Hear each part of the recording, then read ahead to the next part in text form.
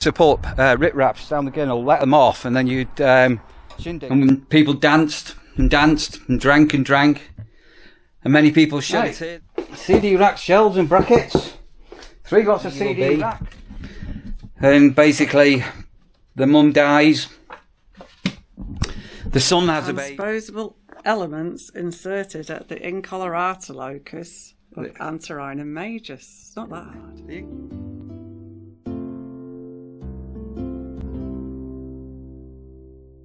Right, now it's a new day here in Manchester. Well, just outside Altrincham, in Hale, near Manchester. I slept like a baby last night. It was super weird being back in the real bed. And when I got in last night, obviously it was all a bit mad with what happened. The house just felt so much bigger than sort of what I remembered. But obviously I've been living in a tiny space for 9 months. When I left at the beginning of the year, back in February, the roof was off. There was skips in the garden, and the porch was, the porch had been taken down, hadn't it? Anyway, Sandra's done a brilliant job so far in trying to get things organised in the house a lot tidier for when we do the house move. So one of the critical things was when we decided to put the house on the market. Obviously, the house has got to be photographed. And as probably all you at home, everybody's got clutter. All your windowsills get things. And anyway, Sandra's did a brilliant job of tidying up. And we're now at the stage where this stage can be a little bit overwhelming, to be honest. It's where do we start? So I'm going to now start to box things up and label things up in a slow but methodical way, if that makes any sense, and work through with what we need to take when we move and what we no longer need. We've got a tiny bit of furniture. It's a minuscule bit. We were discussing last night with Sandra. Virtually everything we're leaving. It's only super light stuff we're going to take away. And then I said to Sandra, obviously our attic's full of stuff. I'm going to need a room to start to box things ready for transportation to Lincolnshire. So my original concept was I was going to do this room that I'm in here now. This is Hannah's old room, which is it's a good size room. It's a good size. Give you some idea of the size. Big double bed there. You get a king size bed in there. These are old wardrobe drawers and stuff. So these are really old, seriously old. I think when I first met Sandra in 2006 and we moved in together, we had all our furniture in this style. So these are we're going to give those away. So we've got a local charity called Tree of Life. But I will just put out pictures on Facebook in case any friends want them. But nothing wrong with them. They're just a bit dated now. And say these ended up Hannah's. So these need to go. We've got this great big white storage unit from IKEA. That is probably going to go. But what we are going to do is the purchaser of our property wants to keep all the master bedroom. I'm not going to take you into me and Sandra's bedroom because I did do that up fairly recently. It's all been decorated, new carpets, new everything. But what I've said to Sandra, what we will try and do is see if the estate agents want to get him in to see if he wants anything before we get rid of it. Anyway, so we've got this big unit here, which is super nice, but too big, too heavy to transport. It'd be just as cheap to buy a new one. And then what I've just been doing, I've just been reassembling cardboard boxes. So yeah, these are still to go. And I bought, I've got packing tape. So these have all been delivered. Packing tape, big roll of labels to label everything up. We've got sort of, it's not an actual proper Sharpie pen, but Sharpie pens, bin bags, and all the rest of it. Yeah, storage bags. These are the ones where you sort of vacuum bags so you can put your clothes in.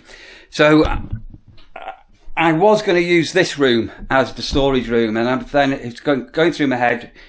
Obviously, we've then got to carry everything from this room downstairs. So I've had a change of plan. So come with me and I'll show you what the change of plan is. So we're sort of in our dining room at the moment, which is a bit chaotic. That's my laptop there. We are bringing this table with us. So I've got this little conservatory here, which for, many years, this used to be my office. Yeah, my office. Goodness me, radiator in here and everything. And what I've decided to do, I'm going to empty this and make this into the storage area for all the boxes. So this is going to have to go again. This was all an office. Still got old laptops, old things to do with when you run a business. Yeah, and I'm going to box up all of this lot. So all of this lot, we did have a rummage and clear through fairly recently, a couple of years back. I was talking to Dan and Mazzy. Do you remember those photo albums I was talking about? Green Energy photo albums. These albums, when I used to have my photographic business, were one of my best sellers. I used to import these, and I had an online shop decades ago, before anybody else. And over there. Yeah, so because of my photographic background, I've got everything here. 2000, 2004, 2007, millennium year, 1999, 2009, 2007 to 2008, April to September 2000. I have got hundreds of photos. So all my children have been look at my babies, Lucy and Lee. Unbelievable, look. Oh, blimey, Charlie. Lucy in a cardboard box. There's me. There's obviously Halloween. There's Simon. He's in his 30s now. Lucy's 23. Lee 21.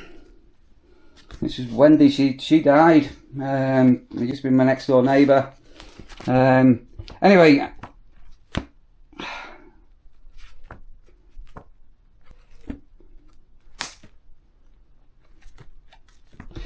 Yeah, the strange thing is, most of the time, this is us camping at Shell Island. So how long have we been camping for? I was in Espas, a Renault Espas. So many years ago, once upon a time, I used to get a new car every 2 years. I had 2 Espases. Anyway, these are quite heavy. So when I pack these up, they only need to go a handful of albums in small boxes. But I am going to decant everything on here, because I think we've pretty well turned around and said we were going to keep all of this into boxes. Then I'm going to pull this unit here into, come through this door here. This is a bit of a mess now. Neil's back into this room here, our dining room. I'm going to put it against the wall there, and we can throw things on it. Oh God, this is all studio rigging, got massive green screens and stands. So yeah, that's what I'm going to go and do today. I've touched down with a garage which I'm waiting to hear back from about the car situation. I'm trying not to get stressed over that, and obviously we are going to be end up in a car share situation at some stage. So for the next couple of hours, I think this is going to be the right way to do things. I need to empty here out and start to pack. But cup of coffee or two, and I'm going to need to take Rasha for a quick walk around the block. Right, out with Rash. That's what's what we call the cow field. I think, as Sandra said, this field actually isn't currently under threat, but every single piece of green belt around us, basically, if it's got grass on it, they want to develop it. So I've just been walking around the estate that I sort of grew up as a young lad, say over 60 years of living around here, and this will be, if it all goes to plan, our last few months. We're having a whittle, Rasha. Many memories. Remember this flat's being built, swings here, playing with the other kids on the estate. That obviously some of them we sort of remain friends. There's Facebook group for all the kids that grew up on this estate. There was that many here back in the... that many kids here in the 60s. There's a school just over there called Cloverley. It's only 15-minute walk, something like that. But there was that many children here. And we were on the first intake to that school when it opened. And we actually had a school bus. But it was a double-decker bus. That's just to give you some idea of how many kids were on this estate when it was first built back into the 60s. Back in the day, literally every single person knew everybody. Remarkable. So just down here, one of my aunties used to live. My auntie Dolly, she's still alive, and my uncle Johnny. And my cousins are Paul. We were really good. Well, we still are really good friends. It's only a 2-minute walk from the house. But as our parents said, when you were little, walking around the corner, come on, Russia. Walking around the corner was a very long way. And there wasn't any cars. There was literally, I think there was one car used to be down here on that lay-by, and apart from that there was no cars. And then ginnels, what do you call ginnels? So this little area here, Mrs. Shearer used to live here. She was very posh. And then this was my best pal here, used to live here, Mal Ryan, number 8. You see the ginnel there? So a lot of them are gated off now. So those of a certain age, do you remember Rip Raps at Christmas? Sorry, at bonfire night. We support. There's another ginnel. So we used to support Rip Raps down the ginnel, let them off, and then you'd shindig up the walls. I'll do a walk around vlog on the estate before I go back. I did one a couple of years ago, just to hold the memory. I'll be very, very sad when we leave. Right, let's finish Rasha's walk off and then carry on packing. So, slowly emptying things. These photo albums, I'm making sure that they're not in boxes that are too heavy. Look what I found here. Transposable elements inserted at the locus of the... Sandra Doyle, 1996. So Sandra Doyle, or Doyle was Sandra's maiden name before she married me. So, I'll try and get Sandra to explain about that. I've just come across a couple of other books here which I've sort of, don't know if I've ever mentioned to you. So the book here, Frank Sidebottom, Out of His Head, the strangest book I've ever written, by a good friend of mine, Mick Middles. So if ever you want some reading material, go on and get Out of His Head. There's a number of references to myself.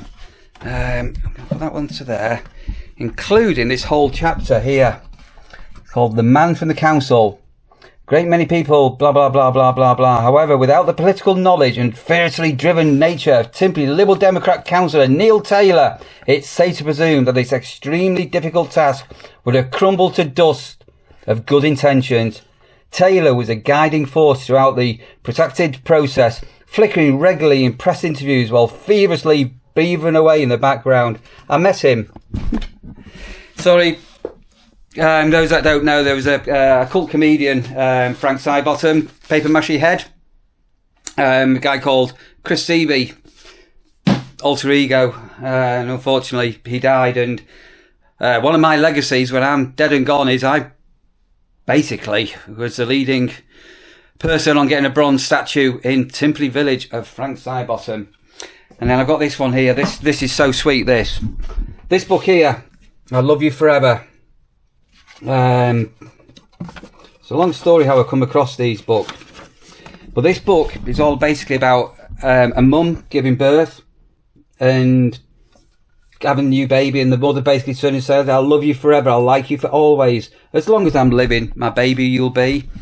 And basically the baby grows and grows and becomes a teenager.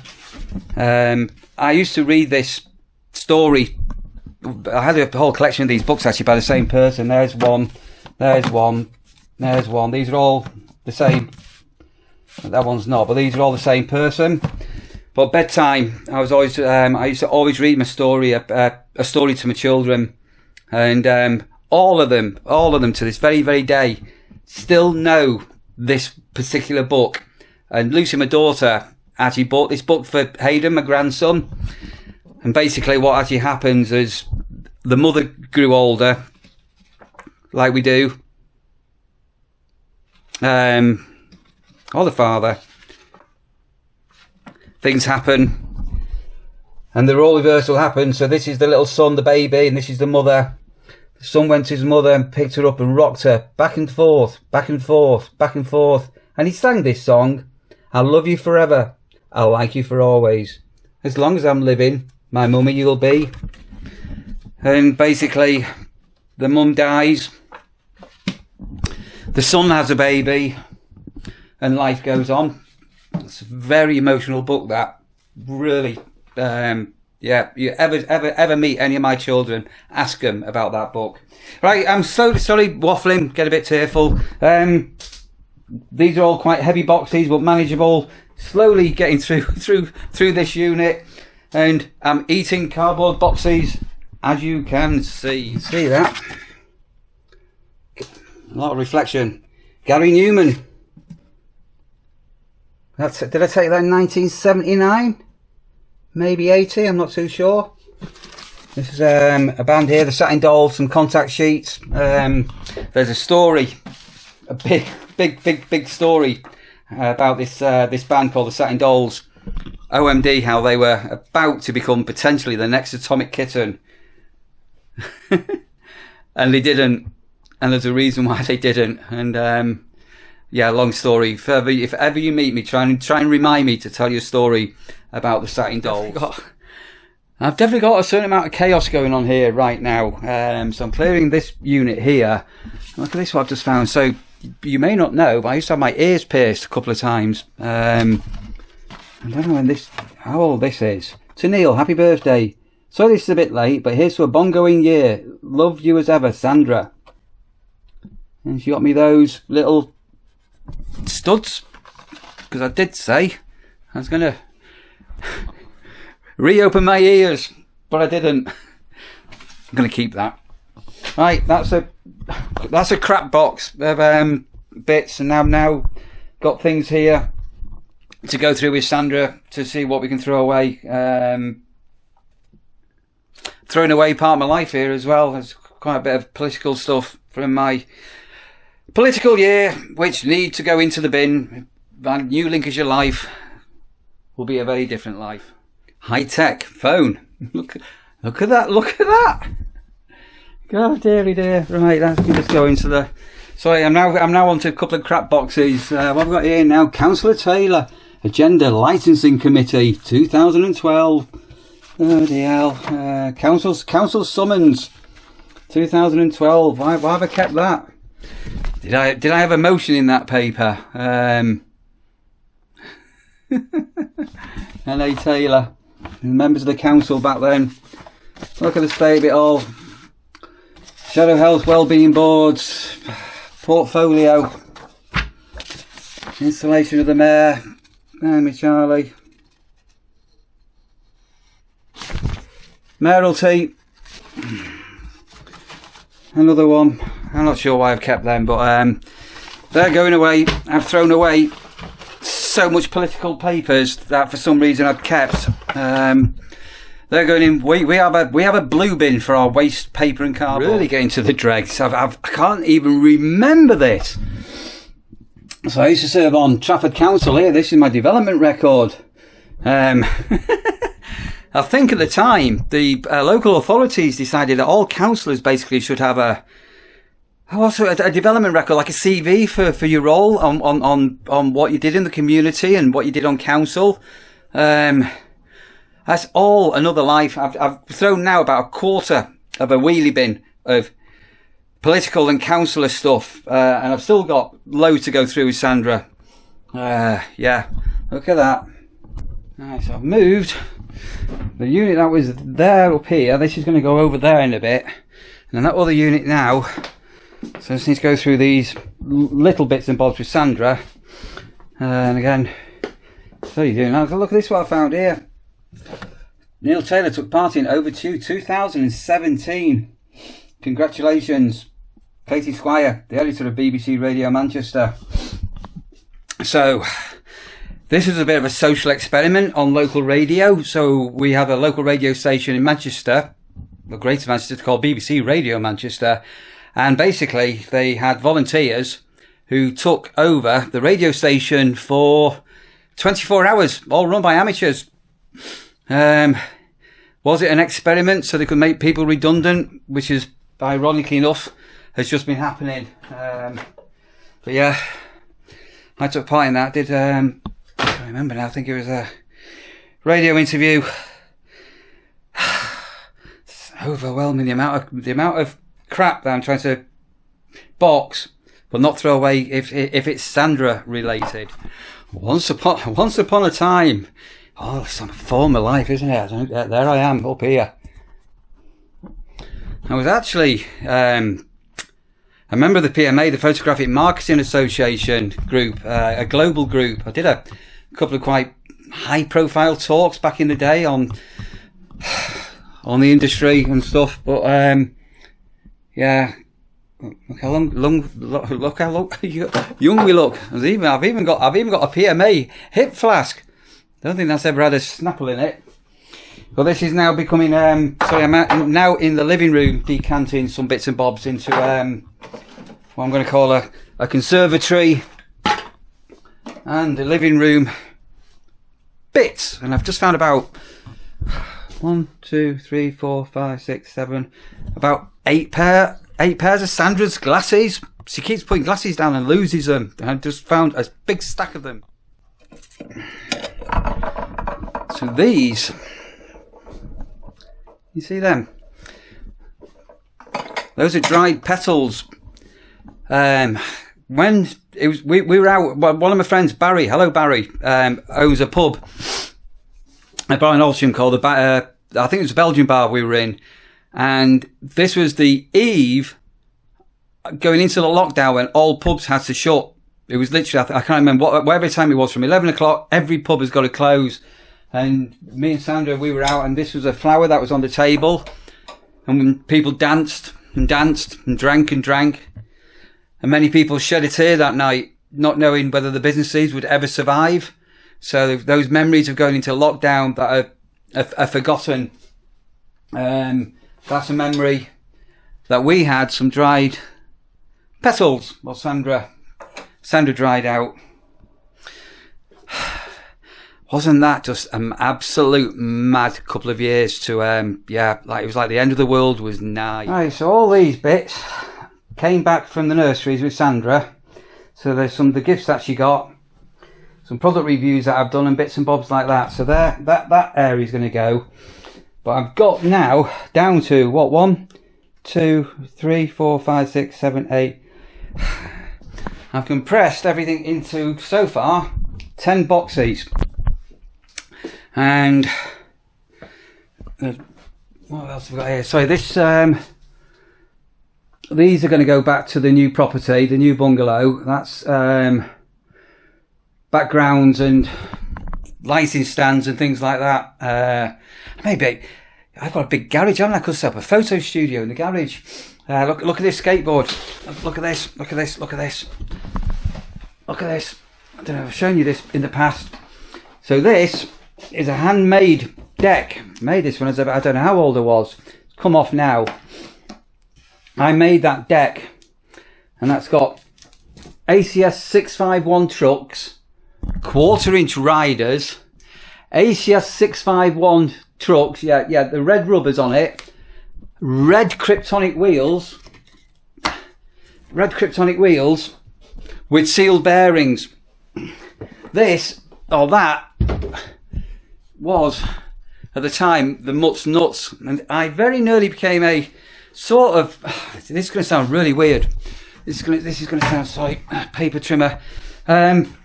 Potentially, as I was leaving school, there was a skate park was going to open in our local town, and I was going to work there. So I was in inverted commas, a professional skateboarder, sort of type person.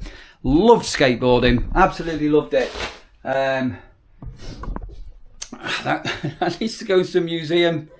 It's old, very old. Right, this unit here, I've got some bits and bobs. I'm missing a printer. I'm missing a Dell laser printer. I've got no idea where that's gone. I hope Sandra's not thrown it away. I've got about 4 or 5 laptops I need to fire up and decide whether they're worth keeping or recycle them. And then this unit, I'm going to see Sandra and say most of the doors on it are all okay. But there's one broken one. It'd be a shame to throw it away, but hey ho, there's the broken door. But yeah, I'm pretty pleased with what I've done there, progress there so far. I'm going to have a sit down and a bit of a rest. I'm sweating, and get myself a cup of coffee. Rasha is so confused. She knows something's going on. So this is a diary from 2013, one of my old councillor diaries with all my appointments and things in. But I'm keeping that because I've still got some historical old addresses in there for Christmas cards. Some people that we're in touch with. Progress. Is it progress or is it not progress? I don't bloody know. Should I keep the cork board? Does that come off? Yeah, we'll keep that. We'll take that to Lincolnshire. Yeah, nothing better than a cork board to keep notes. Oh, golly. Oh, Sandra's flippy floppy hat.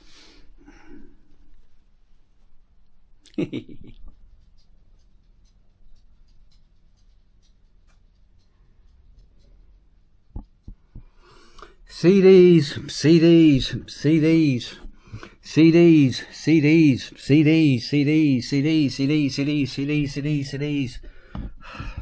So many CDs. I was going to be ruthless and said to Sandra, we'll get rid of things that we've not played for years. Like now, 13. The greatest hits. Don't say what years. The only way is up. Yaz. A little respect to Eurasia. But Sandra says we'll keep them because one day if ever we remember a song and then we can't find it. Oh, look at that one there. Sorry, I think I've got a mention. No, not that one. Yeah, I actually there's a booklet in that where that's got me in it. Yeah, some real lovely collectibles as well. This is Baby Bird, Stephen Jones. Really super collectibles. So I've got a very long, narrow box, and I'm going to start now to do the CDs, and then I'm going to move the CD racks. Time's pressing on, and I think this will be my last job of the day as far as the house goes. Here, downstairs. Right. CD racks, shelves and brackets. 3 lots of CD racks. CDs. 3 boxes of CDs. So that, I'm going to call a wrap for today. So that's pretty well the conservatory emptied and semi-boxed up. I say this is all that needs sorting out at the weekend with Sandra. Made progress in the dining room. That's pretty well emptied now. I've just got a big computer desk, which I'm not sure what I'm going to do with, and my main computer, but everything else is pretty well done and emptied. I've removed a load of the knickknacks from the living room. There's still more to go. I don't want to get rid of everything. It's going to look horrible otherwise. CD racks are all down. Probably just an hour now in the living room, dining room, conservatory. Kitchen will probably be one of the last things to do, but I need to do that with Sandra and be ruthless on that one. And then tomorrow, I'm not too sure whether to start. Yeah, I think I'm probably going to start in my bedroom and my clothes. So since I gave up smoking in 2006, I've put on. I've not got a beer belly, but I've put on quite a lot of weight. I used to be a real featherweight. And my neck size has grown. So this shirt here, which is quite comfortable now, that's really nice. I can't remember what the neck size is. I've got a number of really old shirts. You'll have seen me wearing them actually at the nurseries where the necks are all frayed and the buttons don't go up. And I'm going to be absolutely ruthless. All that lot needs to go. I've got suits. I've got dinner suits, black tie suits, things like that. I'm going to make a start on the wardrobes tomorrow, and then possibly the box room. I've got a single bed that's going to need to be dismantled, and then a cupboard just full of men's, or primarily men's, tools. So I need to sort out that, what I'm going to keep, what could be salvaged and what belongs to Sandra, just try and get rid of what we can. And then, as I say, at some stage I've got to spend an hour or two with Sandra in the sheds in the back garden. Right, I'm going to get a glass of water. Right, so it's cleared up. All them other bags that were there are now elsewhere. CD rats are going to Lincolnshire. And those boxes are going to Lincolnshire. That's not going to Lincolnshire. There's a lot of paperwork. This is all Sandra's. Invoices. Write-offs. Customer details. My tax returns. That all needs going through. Whether or not we might take that filing cabinet, I don't know. I'm hoping we can get rid of most of those papers.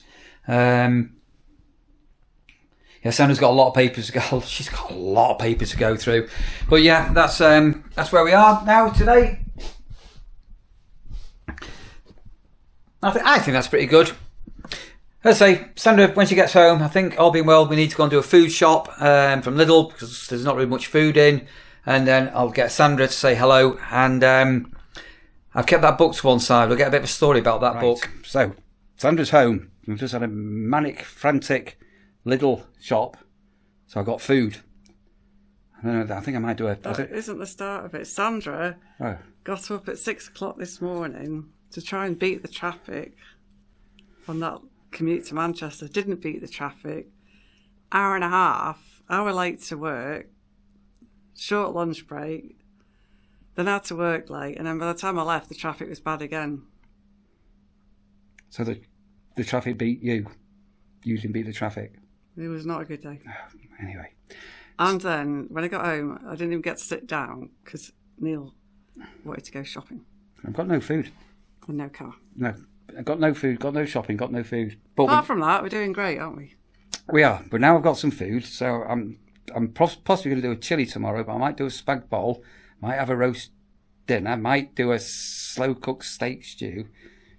We'll see what the weather's like. Right. So just to please all of you, even though I've been up since 6 this morning and I barely sat down, we are now standing because apparently it looks aesthetically better. It does. Down over there, the yellow lighting's rubbish. And I've left a light back of the caravan. We need to give a big thank you to... Peter Webster. Peter Webster, thank you for sending over a super thanks. So you've been following us for quite a long time, Peter, I noticed. So thanks for your continued support. We appreciate it. Yeah, thank you very much, Peter, for that. So earlier, I found this book of Sandra's, and I know she's mentioned this before, but I've never investigated it. Just lift the book up, Sandra, so we can just see the title again. Because I couldn't even say this word. It's. Do you really want to try and read it, or do you want me to read it? I'm just... I don't know if you can see, that's the word in. And how do you pronounce it, Sandra? It says, transposable elements inserted at the incolorata locus of Antirrhinum majus. It's not that hard. The incolorata locus. Transposable elements inserted at the incolorata locus of Antirrhinum majus. Great. And you did this in 1996.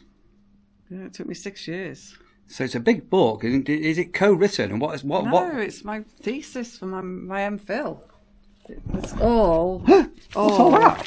That's some DNA sequence that I sequenced. So it is DNA. Hang on, what all that? And that's the oligo that I designed so that we could find out where the transposable element was inserted in the DNA. So it's not about, as I said, it's about plants. It is. Oh, right. So these are all the new insertions that I identified. So this is a gene that's important for flower colour in Snapdragon. So I was just using it as a test model to identify new transposable element inserts. Oh. So when you get the gene disruption, you lose the colour in the flower, and then you can see what caused the change. Okay, so I had to flick through this book. And that's what they look like. So that's the wild type colour. So that's not a goldfish? No, these are snapdragon flowers. So that's the wild type colour, and these are all mutations in the incolorata locus. I thought they were fancy goldfish. Yeah, snapdragons. There might be even more actually. No, it's just the one. Oh, okay. So when Hannah was about 10, my daughter, she read it and she was really impressed with my work. Let's just give a quick. You tell the book there now. Just give a quick. There's some more fish. Snapdragons, not fish.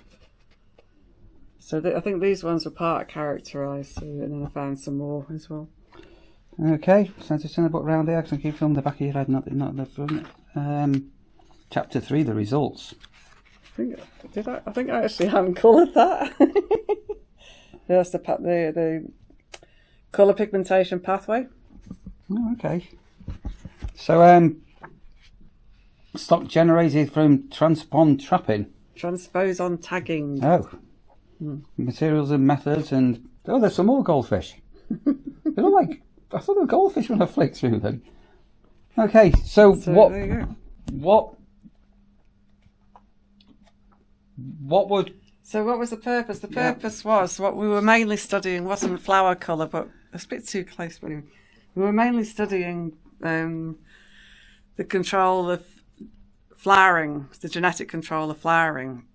That was the main study, but sometimes we found mutations in flowering, but we didn't know which transposon had caused the change. So the point of this study was to characterise the different range of transposons that were active in our light on our flower. Yes, yeah. We've got special lines of these flowers that had very active, what we call these transposons, like little jumping bits of DNA. Okay, in the plants. So and then we characterise them. Would this save a life or save something? Why do you want to know about the colour of a plant? Not the colour. The main point wasn't the colour. It was to know how flowering is controlled. Is that for like genetically modified flowers? Well, just potentially in the longer term, you might, if you understood flowering better, you might be able to control flowering better and apply it to more useful things like crop plants. Synthetic growing. That's all the rage now, isn't it? I mean, that's literally nowadays. There was back in the day, it caused a riot because like genetically modified crops. GM food, yeah. Big no-no. But for some reason, genetically modified bacteria, what I worked on in more recent years, people didn't seem at all worried about that. No, there was a big thing in the fields, wasn't there? That GM crops were going to contaminate organic crops and they was going to cross-mutate. Yeah, that's still a thing. So we still have to be careful where people are doing plant genetically modified growth. So the pollen, like especially things like grasses and so on. Oh, hang on a minute, I need to turn the alarm off. That's me pizza ready. That's right in my ear, by the way. So if it's a crop plant and you're doing genetically modified in controlled conditions, you do have to control the pollen release so that it doesn't cross with the wild type or the natural wheat or whatever that you're growing outside. So it is still a thing. You have to be careful. Right, I'm going to have to go very shortly because I've got a pizza in the oven. So if people want to know more about genetically modified, DNA tested, blah, blah, blah, blah, whatever's in this, it's like, I thought it was like Sandra Taylor. Those of a certain age, Sandra Taylor, this is your life. So it started as an MPhil, and obviously, as you can see, a lot of work went into it. And there was a big debate at the end whether it could be published as a PhD or an MPhil. In the end, it was published as an MPhil, but I'm still proud of it. Yeah, well, I'm very proud of it.